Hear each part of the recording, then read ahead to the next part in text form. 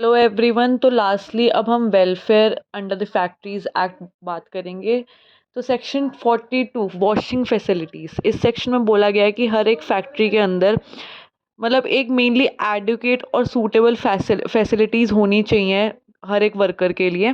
Secondly इसमें बोला गया है कि सेपरेट और स्क्रीन फैसिलिटीज़ मेन और वुमेन के लिए होना चाहिए। थर्डली एक्सेसिबल होना चाहिए to all the workers. Section 43 के अंदर बोला गया है facilities for storing and drying clothes.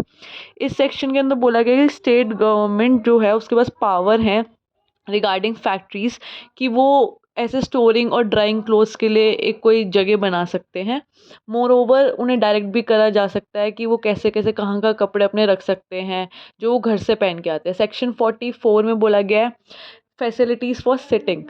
तो जब हमारे लंच ब्रेक्स होता है, यूजुअली जब भी हम कहीं भी काम करते हैं तो हमें लंच ब्रेक्स मिलते हैं, तो हमें एक सिटिंग प्लेस होनी चाहिए।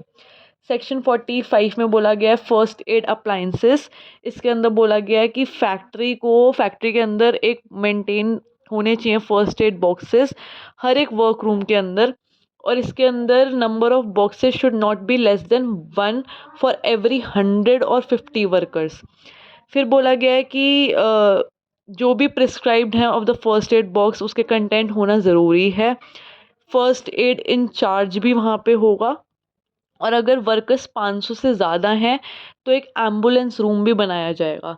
सेक्शन 46 के अंदर बात करी गई है कैंटीन्स की। तो इस सेक्शन के अंदर बोला गया है कि हर एक फैक्ट्री के अंदर जहाँ पे 250 से ज़्यादा वर्कर्स हैं तो स्टेट गवर्नमेंट कैंटीन बनाने का ऑर्डर देगा।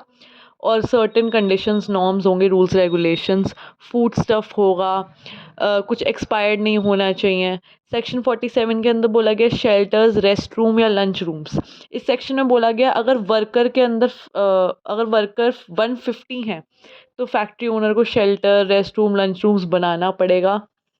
दे शुड बी प्रॉपरली वेंटिलेटेड होने चाहिए, फर्नीचर होना चाहिए, अकोमोडेशन होना चाहिए। सेक्शन 48 लास्टली है क्रचेस। तो इस सेक्शन के अंदर बोला गया है जहाँ पे भी फैक्ट्री के अंदर वुमेन वर्कर 30 से ज़्यादा हैं तो फैक्ट्री को अरेंज करना पड़ेगा special room for workers kids जो कि 6 साल से कम कम होगा। और ये जो रूम होगा it should be properly lighted और वेंटिलेटेड होना चाहिए।